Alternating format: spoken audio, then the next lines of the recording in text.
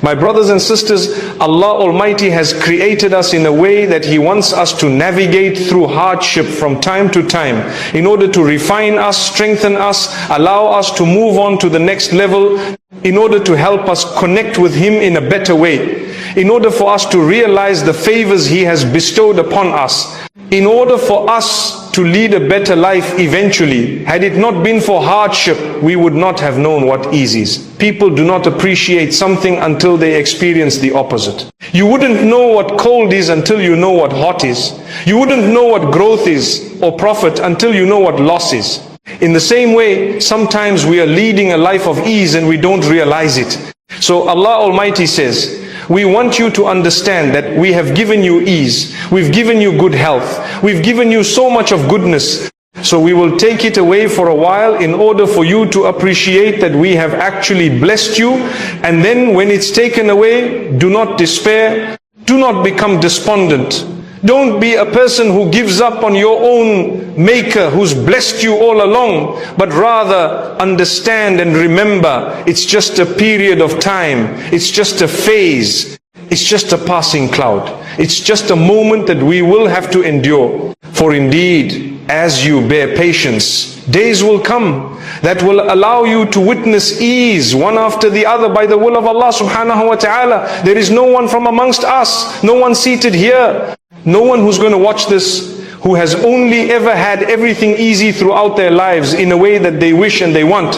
When mankind calls out to Allah, he asks Allah. Why would he ask Allah? When Allah Almighty loves you, He grants you the acceptance to engage in worship, because He doesn't need that worship. We know we are believers, so we know that Allah Almighty does not need you to worship Him. It's you who needs to worship Him. The benefit of your worship is yours and not the Almighty's. Like Allah Almighty says, if everyone is going to disobey Allah, it does not displace the value of Allah or the ownership of Allah in the smallest way, not at all, but rather it's for us. When I obey Allah, I will achieve the benefit of that obedience. When I am trying to get connected to my Maker, I will achieve the benefit of it. In the last few days, I have spoken about how when you believe in the Almighty and you have hope in His mercy, the quality of your life is far better than the one who doesn't believe in the Almighty, becomes depressed and sad when things happen. As a believer, when things happen to me, as much as it may bring about sadness, because I'm a human being, I live in hope. I live in tremendous hope. And I live with a sense of joy for having been chosen to engage in an act of worship known as patience or sabr, that is only granted to those whom the Almighty loves. When Allah loves you, He gives you an opportunity to go through sabr. When Allah loves you, He gives you an opportunity to go through some struggles, patience. He wants you to be patient. He loves you. Allah says He recompenses those who are patient immeasurably. That's what He does. He gives you reward immeasurably because you bore patience over what He has chosen for you. He gave you an opportunity to bear patience. So now, if you look at the Quran or the Old Testament or the scriptures of the past, you will find that all those who were chosen by the Almighty to be messengers or prophets, those who were chosen by the Almighty, and we know they were chosen, every single one of them has been through hardship, difficulty, and guess what type of difficulty? More than you and I. The Almighty did not create us to enjoy ourselves on earth in a way that we forget that this earth is very, very temporary and it's going to come to an end, and we will come to an end here. He didn't create us in a way that we should be forgetting Him while living here. Rather, living here should strengthen our belief in the fact that when this world comes to an end, we're actually going to a far better place. And that's why as you grow older, and perhaps you're on your deathbed, may Allah make it easy for all of us, because we have to pass through that. Kullu nafsin dha'iqatul maut. Death is a door that every human needs to enter and will enter and shall enter at some point, whether you like it or not. You have to enter the door. When I'm a believer, I will enter the door with a smile. I know it's tough. I know that I am going to live for as long as the Almighty wants me to live. But when you're unwell or on your deathbed, as I said, a believer has hope to say, you know what, I tried my best while I was on earth. Yes, I'm a human. Allah Almighty made me a human being. I'm not perfect. Perfection is for the Almighty. He's made me with imperfections. And He knows my struggles. He knows that I've gone through and I will go through so much. He knows whatever I'm going through. He knows that I kept trying. He also knows I faltered from time to time. I fell into sin from time to time, but I kept trying and I did not give up, and I kept seeking forgiveness, and I kept speaking to Him, communicating with Him. I tried to be better every day. That alone is a source of hope for you and I, because we kept trying. We did not give up. A true believer never gives up, no matter what has happened. The worst case scenario, as people say, is, you know what, it's so bad this person could die. In reality, everyone has to go. If you were to be asked, when would you like to go? You wouldn't like to go. So Allah says, we won't even ask you the question. We will do you a favor. We will take you, and we know it's better for you to go. That's it. Because if we were to ask you, when would you like to go? You would never go. You wouldn't want to go. But we have something better for you in store. They say when a person sees what's prepared for them in the hereafter, they would be super excited and so happy, forgetting completely and totally the earth and what it had. It's irrelevant. I've given an example of how all of us have forgotten completely and totally how life was in the wombs of our mothers. But were you there? Yes, you were there. But can you remember? No. Can you tell us, were you on earth? Yes. Can you remember? No. Because you're in such goodness. You're in so much. Do you know what happens to us sometimes? You're really thoroughly enjoying yourself and you're so busy. You forget your family members who are far away, to talk to them, to speak to them, sometimes to show them, to phone them, etc. And people say, why didn't you call me? Why didn't you find me? Oh, I'm sorry. I forgot. Forgot me? I don't mean forgot as in you're not important. But you know what? I was so occupied. Hang on. You are enjoying there without me. Subhanallah. May Allah grant us goodness. My brothers and sisters, there will be hardship. There will be difficulty. We have one gift, many gifts, but one. Number one, we have the gift of faith. We believe in the Almighty. We know good days will always come after the difficult days. The days when we thought we were broken and there is no way out, Allah Almighty suddenly opens doors and suddenly we see. Nearly all of us, perhaps we may have had days when we really felt like there was no way out. It was tough. It was so hard. I just wish that this earth could open and swallow me. And today you're sitting and you're smiling and saying, you know what? All those problems were solved. Who solved them? How did they resolve? It was a miracle, was it not? Allah. So that means if you are going through that today, don't worry. Tomorrow a day will come when you will even forget about what happened. If you remember, it will just be slightly, not much. Allah will open your doors. Allah will bless you. Keep trying, keep praying, keep doing better, because we are weak. Environment, we know how it is. The pressures of society, community, those who are around us. The world is changing on a daily basis. Every moment the world is developing, changing. It's not getting any better. Things are getting tougher, but your faith keeps you going. I know Allah has a plan. Secondly, another gift of Allah is we are in it together. How's that? We are in it together. When you have another person struggling and the other one struggling, someone was asking me, I heard there's going to be a credit crunch, and I heard there's going to be a recession, and I said, well, we'll cross the bridge when we get there. I don't want to speculate. Subhanallah. If you're going to suffer, I'm going to suffer with you. Subhanallah. And if anything, we're going to help each other. That's what it's going to be. I'm surviving, you're surviving. If I go down, we go down together. MashaAllah. May Allah subhanahu wa ta'ala grant us ease. Look at the people struggling in parts of the world. To be honest, the fact that there are so many of them together, it makes it a little bit easier for them, even before the aid comes from afar. May Allah use us to help them. May Allah use us to help even in a small way, and may Allah make it easy for them. But imagine if you're the only one and everyone else is gone. That would be tough. That would be really, really difficult.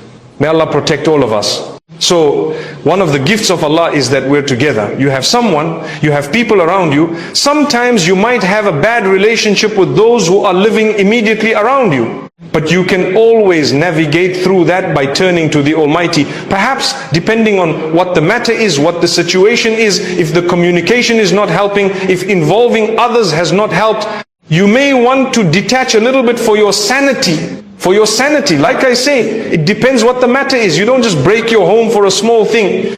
You don't just run away because someone disagreed with one or two things about you and your life. Not at all.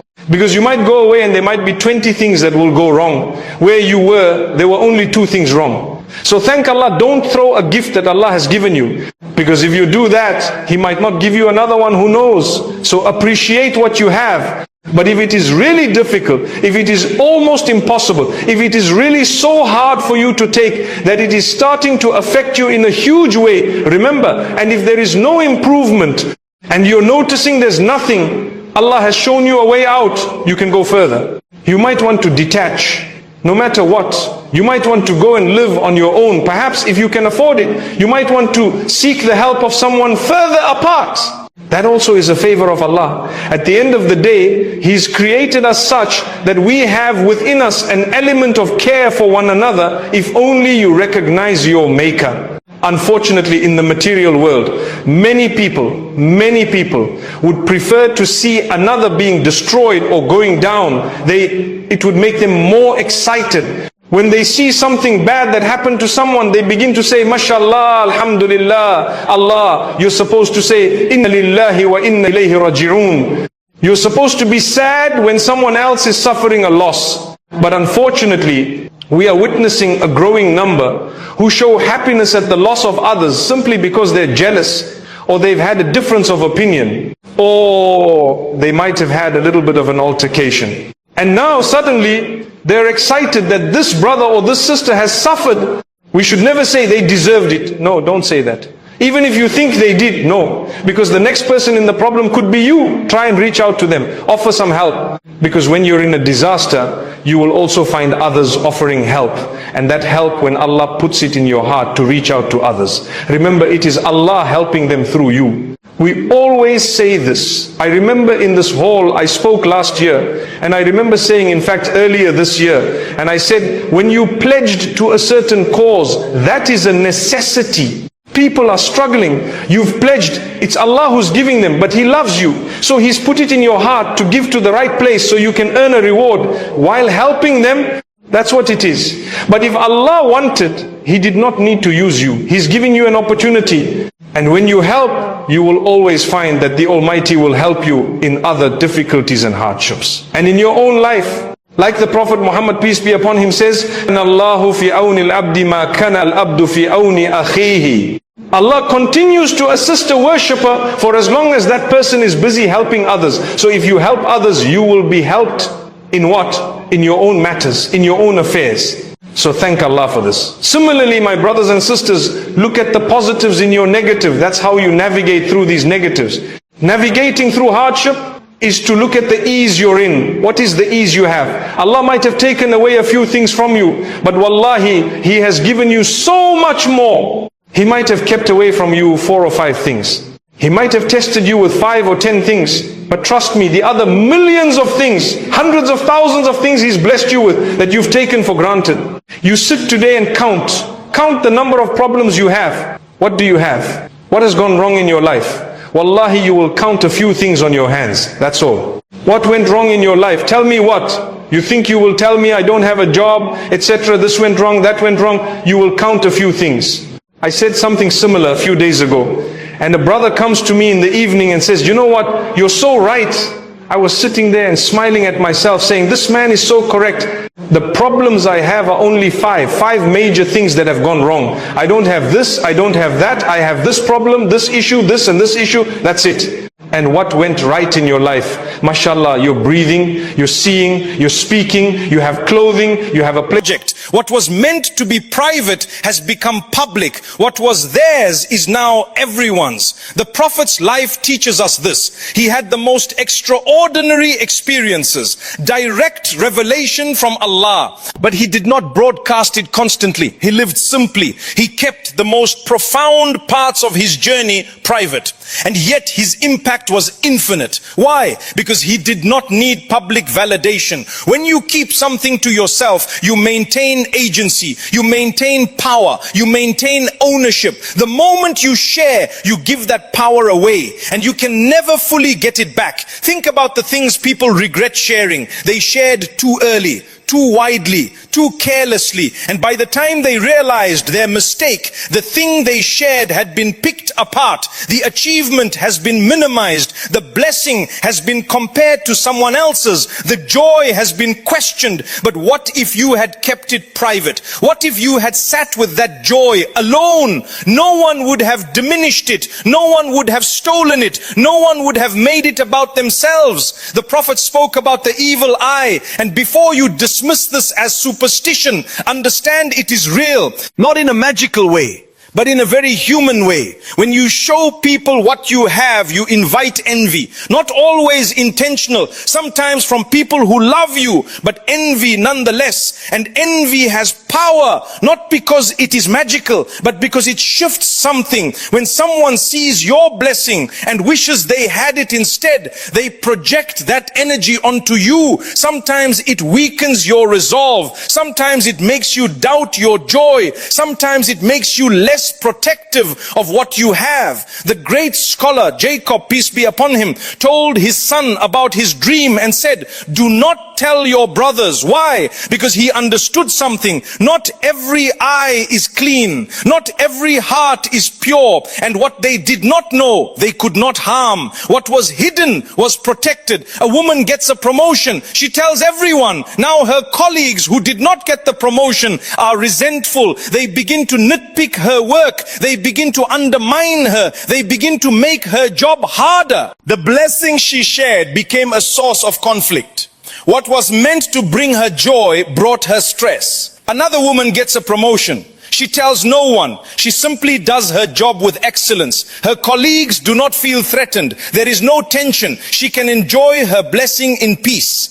The same blessing, different outcomes based on one choice. Who knows about it? What you do not share cannot be diminished. What is private cannot be stolen. What is hidden cannot be harmed. Social media has taught us to measure everything in responses, likes, comments, shares. A picture is only good if it gets likes. A post is only valuable if people comment. A photo is successful if it is retweeted. We have been conditioned to believe that external validation is the measure of our joy. But this is a trap, because external validation is temporary. It disappears in hours. It is forgotten in days. But the internal satisfaction of keeping something private, that lasts, that grows, that multiplies. When you share a blessing with the world, you get temporary validation.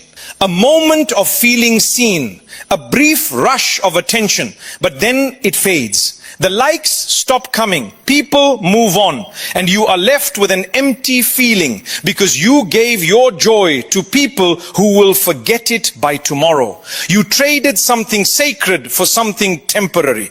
The Prophet kept the most profound experiences private. His night journey, he did not broadcast it constantly. His relationship with Allah, he did not parade it. His deepest moments, he held them sacred, and that protected them, that preserved them, that made them eternal. A couple announces their engagement with a beautiful photo shoot. They get thousands of likes, but 6 months later, the relationship ends. Now that photo is a